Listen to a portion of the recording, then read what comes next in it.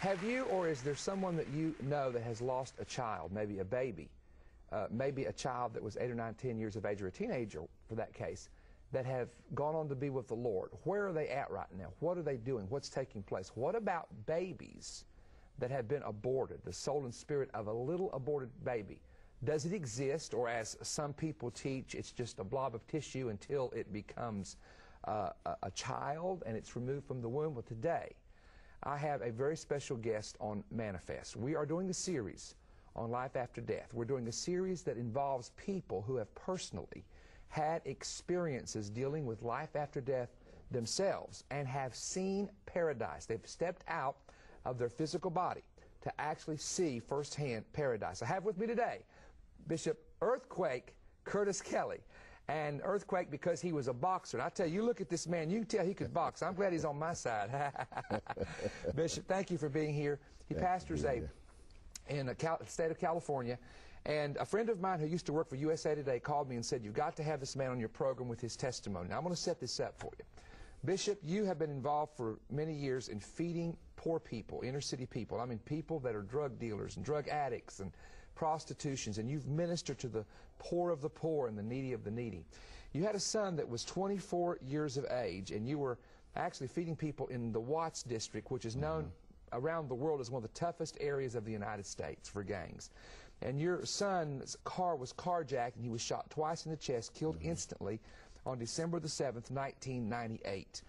However, with the grief that you were experiencing, you yourself experienced a brain aneurysm in which they didn't think you were going to live. And this was the year 2004 in December, Right. Is that correct? Right. And you were taken to the hospital. Now, I want you to pick up the hospital. We're not going to deal so much with the aneurysm and the pain because it was a terrible, you've described to me the pain and the agony.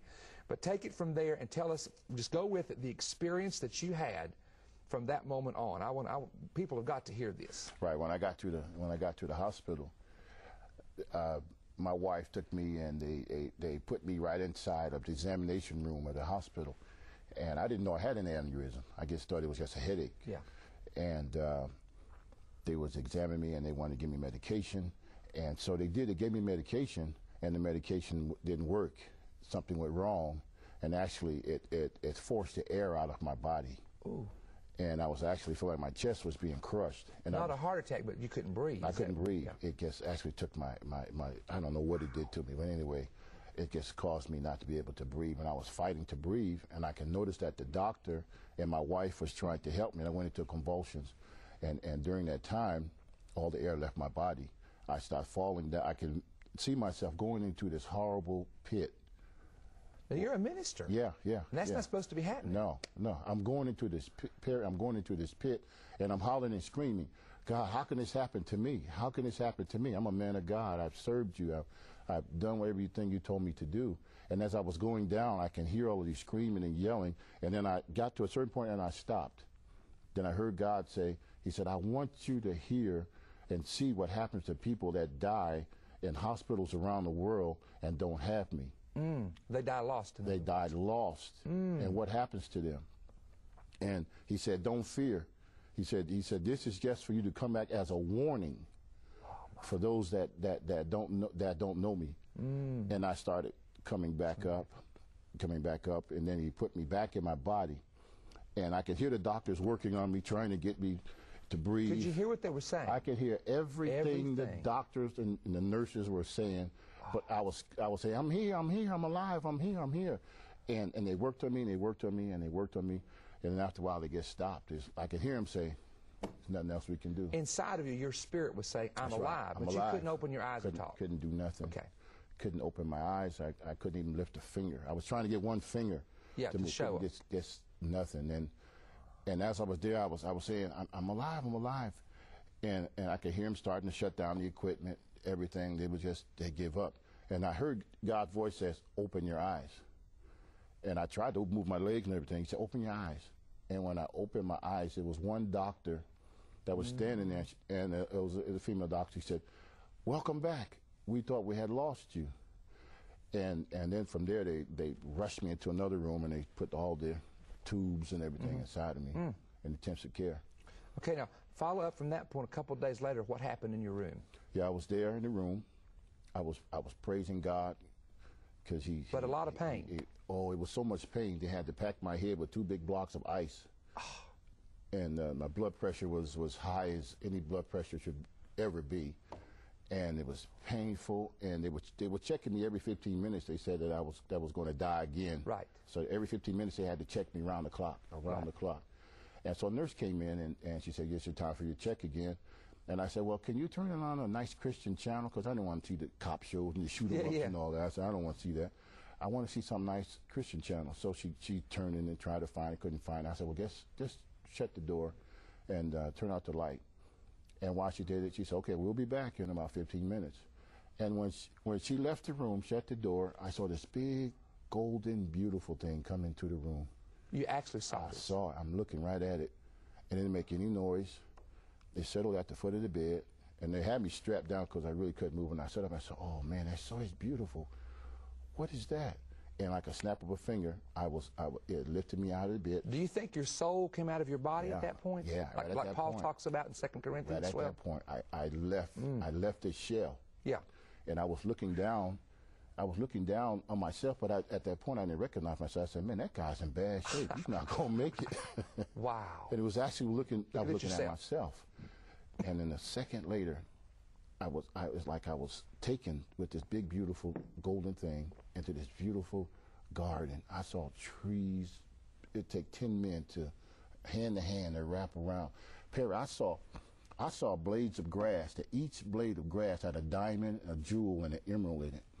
Like on top of it, or inside of the blade? Really? It was so manicured, man, better than any golf course. Did you walk on it? At first, when I got there, I'm 6'5". When I got there, was an angel. He was about 7 feet, and he said, "Go walk." And I thought that the grass having the emerald in it would go through my foot, so I was like, cut it. Cut it, yeah, cut my foot. He said, "No, walk." And as I walked on it, it was as soft as cotton. That is amazing. No wonder the half hasn't been told. Oh, man. All right, now from that point, you said you actually stepped into a realm somewhere in paradise and saw the river of life. Yes, as the Bible describes. As I kept walking, as angel told me to walk, I kept walking. I saw a river, and it was dancing to this like music. Could you hear music? Oh yeah, I could hear music. So in other words, the music, the water was kind of just flowing with the music. Right, with the music. Huh? Right, what did it look like? It looked like liquid diamonds. What a description. Glory. What a description. Liquid diamonds. It looked like liquid Like diamonds. melted diamonds. That's right. Like different rainbow colors. Different. Woo. Just like all right, what diamonds. happened after that then? And as I was standing there, I didn't know, I got so excited. I wanted to put some in my pockets. I wanted to drink some. I wanted to swim. Now, naturally, I can't swim. Yeah. But there, I felt like swimming. What about that? I mean, I was so excited to see that. I said, man, everybody ought to see this. And then I could see the river was coming from this real big, beautiful building, like they're coming right out of it. And I could hear the angels singing. Then I looked on the other side, and I saw my son. The one that had been killed. That's right. Did he look the same? Man, he looked good, man. Did he look good? Man. And did you pay attention to what he was wearing? I mean, was there a particular deal? Because I know sometimes you keep on the person's face and you... I was so stuck on him, but I didn't see any white robe. Right, I didn't see any long flowing. Yeah. You just saw him. I saw him. Okay, what did you converse with him? Yes, I did. What happened? And I said, "Hey." I said, "Scott." He said, Dad. I said, "It's you." He said, "Yes, Dad." He said, "This place is much more beautiful than you and Mom ever told me." I said, "Scott, can I It's all right. get on the other side with you?"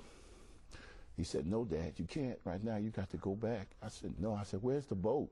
I said, "It's got to be a boat, man." So what you're trying to do is get across the river where he is. Yeah, because I wanted to hug him. Yeah. I wanted to hug him, man. It's been since 1998 since I last seen him, and I wanted to hug him. So 6 years had passed with his death. And did he look? But he looked the same. But you say he looked great. Yeah, he looked good. He knew you by name. He knew you were Dad. Oh, yeah. Now, did he talk about anything you were doing on Earth, or did he tell you anything there? Yeah, he told me. He said, "Dad, you remember when you made me that promise when we